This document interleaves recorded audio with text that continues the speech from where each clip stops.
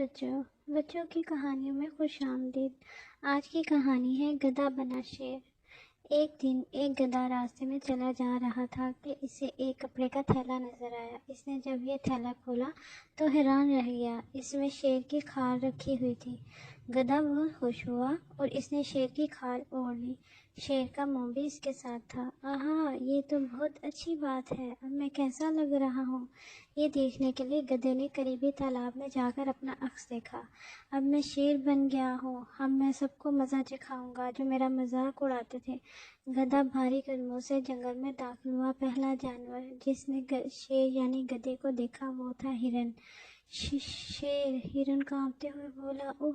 خوفزدہ ہو کر درختوں کی طرف بھاگ گیا۔ کتنا مزہ آیا! گدھے نے اپنی کامیابی پر خوش ہو کر کہا۔ اتنے میں دیکھا کہ 20 لومڑی آ رہی ہیں۔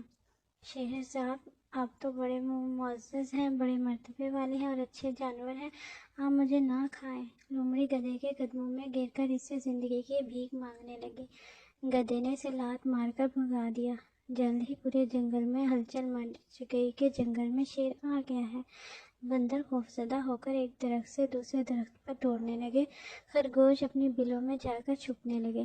کتنے مزے کی بات ہے! اب مجھے انہیں شیر کی طرح دھاڑ کر ڈرا دینا چاہیے، گدھے نے اپنے آپ سے کہا۔ وہ پھر شیر کی طرح دھاڑا، لیکن شیر کی دہاڑ کے بجائے ایک الگ ہی آواز نکلی۔ سب جانوروں نے یہ آواز سنی اور باہر آ گئے۔ انہیں گدھے کی اصلیت جاننے میں دیر نہ لگی کہ یہ دراصل گدھا ہے جو شیر کی کھال میں آ گیا ہے۔ سب جانوروں نے آ کر گدھے کی وہ درگت بنائی کہ مت پوچھے کہ اس کا کیا حال ہوا۔ اس کے بعد گدھے نے توبہ کر لی کہ اب جنگل کے جانوروں کو تنگ نہیں کرے گا۔